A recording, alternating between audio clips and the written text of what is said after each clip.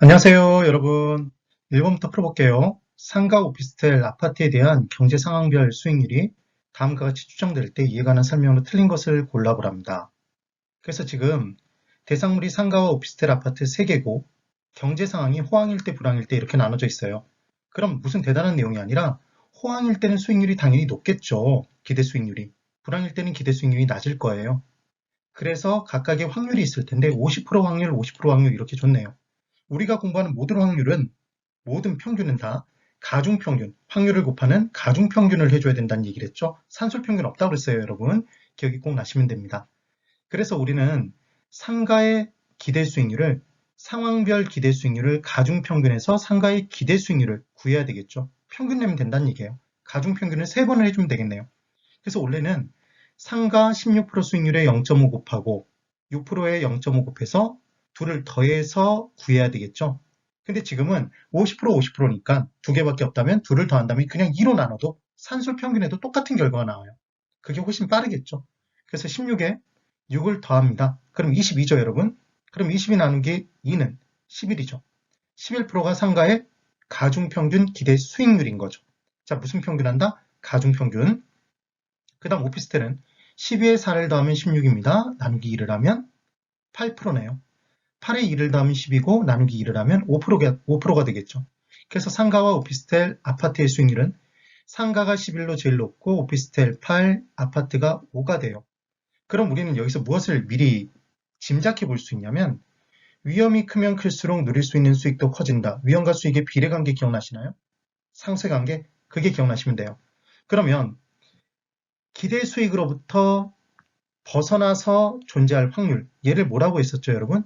위험이었죠. 예상한 수익이 예상된 대로 똑같이 실현되지 않을 확률. 그래서 기대한 수익으로부터 벗어날 확률이 위험. 그 위험은 뭐로 표시된다? 분산 또는 표준 편차로 표시됐었죠. 그럼 우리 표준 편차를 한번 구해볼까요? 그래서 지금 10일 가중평균 기대 수익률은 16으로부터 얼마만큼 벗어나 있는지, 6으로부터 얼마만큼 벗어나 있는지 실은 딱 봐도 보여요. 근데 원래 정확하게 푸는 방법은 16에서 11 평균치를 빼는 거죠. 그럼 빼주면 5가 됩니다. 그럼 5에다가 6에서 11을 만약에 빼면 마이너스 5예요. 그럼 0.5 곱하고 0.5 곱해서 더해도 걔는 무조건 그 편차는 제로가 될 수밖에 없어요. 평균치이기 때문에. 그럼 의미가 없기 때문에 얘는 제곱을 하게 돼 있습니다. 그럼 16-11의 제곱을 하면 5의 제곱이죠. 곱하기 0.5. 그 다음 이제 6에서 6%에서 11을 빼겠죠. 이 편차도 구해야 되니까. 그리고 여기에 제곱을 해요. 그 다음 0.5를 또 곱해주네요. 그럼 둘을 더하면 얘는 25가 나오겠죠. 그럼 25는 분산인 거고 25는 뭐의 제곱이죠, 여러분? 5의 제곱이죠. 그래서 5가 바로 뭐가 되냐면 표준 편차가 됩니다. 그러면 지금 결국 평균 수익, 평균 기대 수익률 11로부터 16은 5만큼 벗어나 있죠. 만약에 6이 된다면 또 5만큼 벗어나 있는 거잖아요. 그래서 지금 상가의 위험은 5가 되는 거예요. 크기가 5. 그럼 오피스텔은 딱 봐도 똑같은 식으로 계산을 한다지만 얼마씩 차이나 있죠?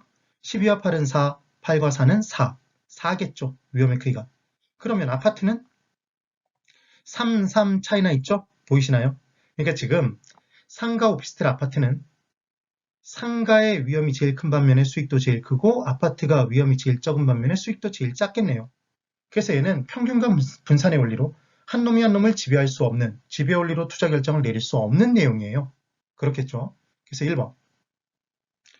각 상품의 기대 수익률은 경제 상황별 확률에 해당 상품의 경제 상황별 추정 수익률을 곱하여 구한다. 이게 가중평균에서 구한다는 얘기잖아요.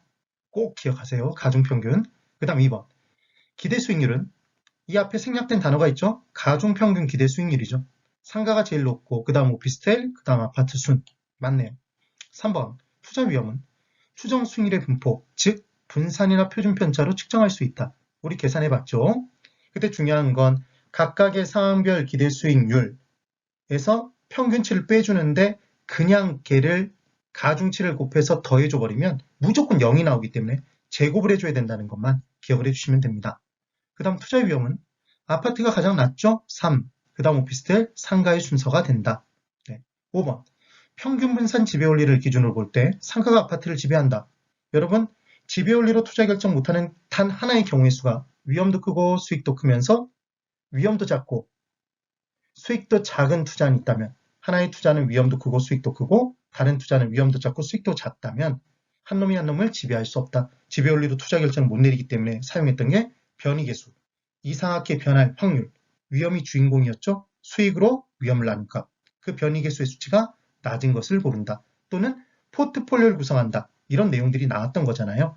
그러니까 이 문제를 딱 받아들자마자 만약에 이 문제가 똑같이 나왔다 그러면 가중평균 기대 수익률을 구해 주신 다음에 그냥 빼서 양쪽으로 수치가 똑같게 돼 있어요. 그럼 보나마나 수익률이 큰 게 위험도 클 것이다. 이렇게 문제를 풀어주시는 겁니다. 그 다음 이제 2번 ABC 3개의 부동산 자산으로 이루어진 포트폴리오가 있다. 이 포트폴리오의 자산 비중 및 경제 상황별 예상 수익률 분포가 다음과 같을 때 전체 포트폴리오의 기대 수익률은 얼마입니까? 이렇게 나왔네요. 호황과 불황의 확률은 역시 또 50%, 50%예요. 그러면 바람과 같은 스피드로 한번 풀어볼까요? A 부동산, B 부동산, C 부동산 아까 했던 내용대로 똑같이 해보면 6에다 4를 더해 주시겠죠? 그럼 10이죠. 나누기 2를 해주면 5가 나옵니다. 8에다 4를 더하면 12, 나누기 2를 하면 6. 계산기도 필요 없죠, 실은.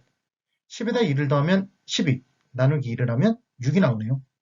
그래서 각각 바로 곱하기 힘드니까 이쪽으로 옮겨 적어주시고 5, 6, 6 적어주신 다음에 20%는 0.2잖아요. 그럼 5 곱하기 0.2, 1이죠. 6 곱하기 0.3, 1.8, 6 곱하기 0.5, 3이죠. 셋을 다 더한 게 이게 가중평균치잖아요. 5.8%네요. 정말 쉽죠? 그래서 5번이 답이 됩니다. 그 다음 3번 자산 비중 및 경제 상황별 예상 수익률이 다음과 같을 때 전체 구성 자산의 기대 수익률은 얼마입니까? 이렇게 나왔네요. 그러면 지금 구하라고 한 건 전체 구성 자산의 기대 수익률이죠. 그럼 이 부분도 똑같이 문제를 풀어주시면 되는 건데 푸는 내용에서 아까는 50%였잖아요, 여러분. 그래서 그냥 둘을 더한 다음에 2로 나눠주면 됐던 건데 지금 확률이 다르네요. 호황일 때 0.4, 불황일 때 0.6이니까 호황일 때 20% 수익률에 0.4를 곱해주고 그럼 8%겠죠? 8. 10%에다 0.6을 곱해주시면 실제 문제 풀 때도 꼭 이렇게 풀어주셔야 돼요. 그럼 얘는 6이네요. 둘을 더하면 14. 25에 0.4를 곱하면 10.